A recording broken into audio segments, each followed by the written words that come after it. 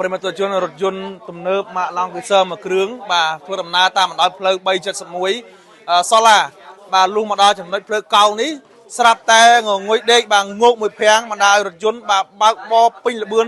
បុកចូលផ្ទះប្រជាពលរដ្ឋបាទដែលជាផ្ទះលក់គ្រឿងសំណង់បាទពេញទំហឹងតែម្ដងប្រិមត្តជនហើយយើងឃើញហើយទំហំនៃការខូចខាតគឺបាទបុកទម្លាយទ្វារផ្ទះជញ្ជាំងព្រមទាំងហាងកាហ្វេគាត់ផងដែរប្រិមត្តជនហើយចំពោះទំហំនៃការខូចខាតលោកពូជាម្ចាស់ផ្ទះគាត់មិនទាន់អាចបានស្មានបាននៅឡើយទេថានឹងត្រូវទាមទារសំណងពីម្ចាស់រថយន្តក្នុងទំហំប៉ុណ្ណាប៉ុន្តែយ៉ាងណាម្ចាស់រថយន្តនៅក្នុងករណីនេះផងដែរគាត់កំពុងតែ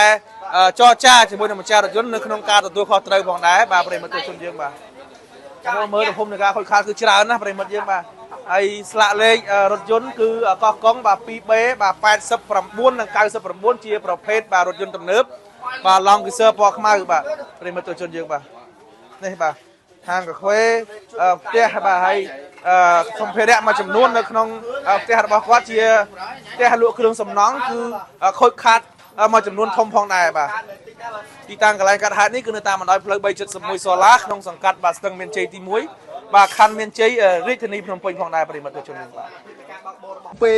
ពូរៀបចំដំបូងអស់ប្រហែលដែរលោកពូ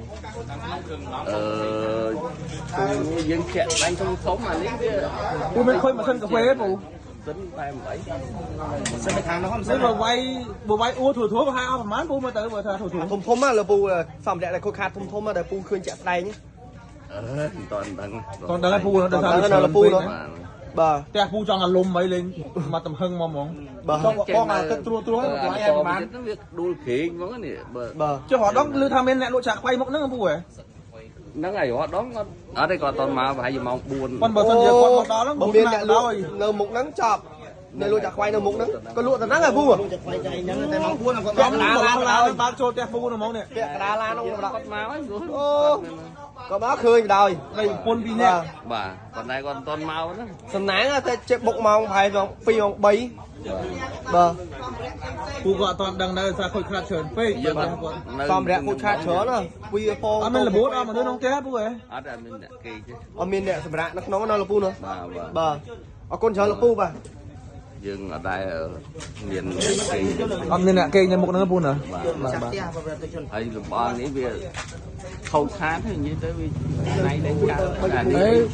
ជន់លេងកើតវាយចោលធ្វើថ្មីទាំងអស់ហ្មងទៅបាទពូបាទ